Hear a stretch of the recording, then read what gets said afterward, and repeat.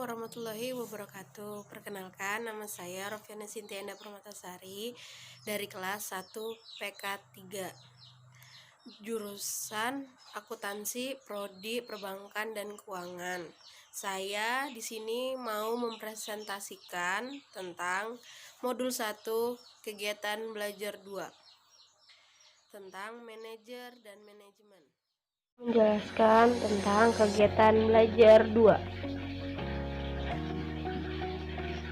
Jenis-jenis manajer dengan dibutuhkan. Menurut Robert L. Kapp, seorang manajer harus memiliki minimal 3 keterampilan dasar. 1. Konseptual.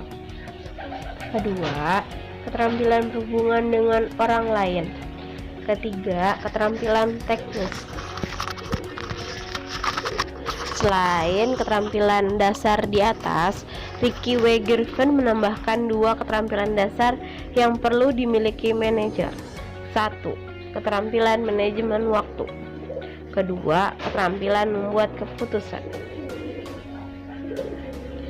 Pengelompokan manajer. Manajer merupakan seorang yang bekerja melalui orang lain mencapai sasaran organisasi dengan mengkoordinasikan kegiatan-kegiatan mereka. Pengelompokan manajer pada organisasi berstruktur tradisional diurut dari yang paling bawah ialah 1. Manajemen lini pertama. 2. Manajemen tingkat menengah.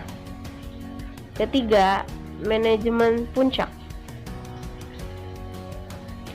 Seorang ahli riset ilmu manajemen Henry Mixburg mengemukakan bahwa terdapat 10 peran yang dimainkan oleh seorang manajer di tempat kerjanya. Dari 10 peran tersebut, ia kemudian membaginya kembali dalam 3 kelompok. 1. Peran antar pribadi, melibatkan orang yang dan kewajiban lain yang bersifat seremonial dan simbolis. Peran ini meliputi peran sebagai A. Figur dalam anak buah, B. Pemimpin, dan C. Penghubung. 2.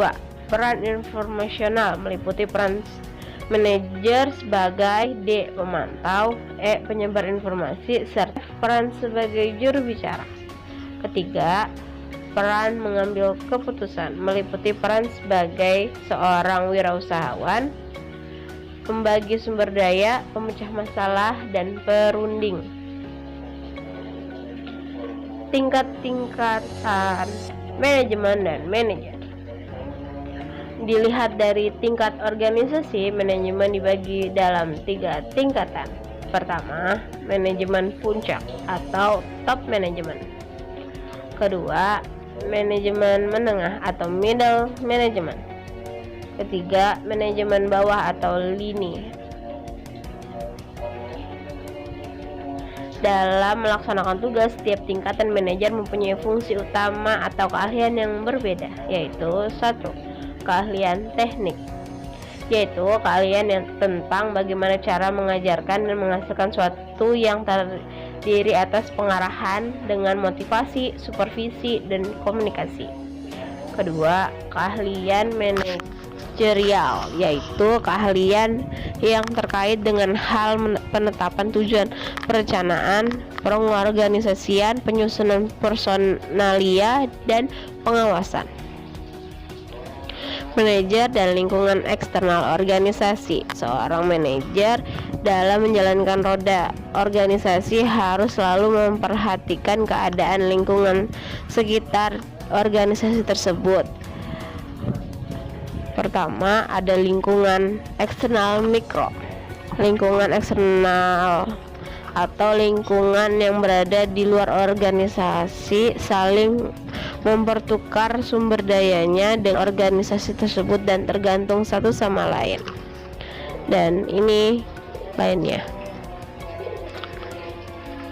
Menurut Hani Handoko, lingkungan eksternal mikro sebagai berikut. 1. Ada para pesaing. 2. Ada pelanggan. Yang 3. Ada pasar tenaga kerja.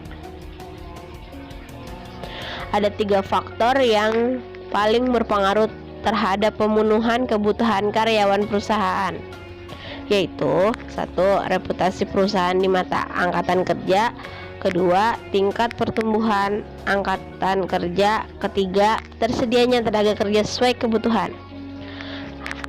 Kedua, lingkungan eksternal makro. Lingkungan eksternal makro yaitu lingkungan yang mempunyai pengaruh tidak langsung. Masing-masing anggota dunia usaha memiliki perbedaan dalam memberikan faktor-faktor yang secara konkret dapat dimasukkan ke dalam lingkungan eksternal makro atau mikro. Ada 5 hal yang tercakup dalam lingkungan eksternal makro. 1. Ekonomi. Keadaan ekonomi suatu negara akan mempengaruhi sebagian besar organisasi yang beroperasi dari dalamnya. Dan ini yang lainnya. Kedua, ada teknologi. Teknologi adalah pengetahuan, peralatan, dan teknik yang digunakan untuk mengubah bentuk masukan atau input menjadi keluaran atau output. Dan ini yang lainnya. Ketiga, ada politik hukum. Komponen politik hukum adalah undang-undang, peraturan, dan keputusan pemerintah yang mengatur perilaku usaha. Dan ini yang lainnya. 4. Sosial budaya. Komponen sosial budaya merujuk kepada karakteristik demografis serta perilaku, sikap, dan norma-norma umum dari penduduk dalam suatu masyarakat tertentu. 5. Dimensi internasional. Komponen internasional dalam lingkungan eksternal juga meyakinkan kesempatan-kesempatan, tantangan-tantangan, serta mempunyai kompetensi menjadi faktor yang berpengaruh langsung pada operasi perusahaan. 5. Ada tanggung jawab sosial manajer. Tanggung jawab sosial manajer atau perusahaan atau corporate social responsibility adalah suatu konsep bahwa organisasi khususnya atau namun bukan hanya perusahaan adalah memiliki suatu tanggung jawab terhadap konsumen, karyawan, pemegang saham, komunitas, dan lingkungan dalam segala aspek operasional perusahaan atau organisasi. Salah satunya tanggung jawab sosial berarti bahwa manajemen mempertimbangkan dampak sosial dan ekonomi di dalam pembuatan keputusan. Atas dasar ini, maka seorang manajer dituntut untuk dapat mengimplementasikan etika berusaha. Ada 5 faktor yang mempengaruhi keputusan manajer dalam etika berusaha yaitu 1. Hukum. 2. Peraturan pemerintah termasuk di dalamnya undang-undang yang dikeluarkan oleh pemerintah.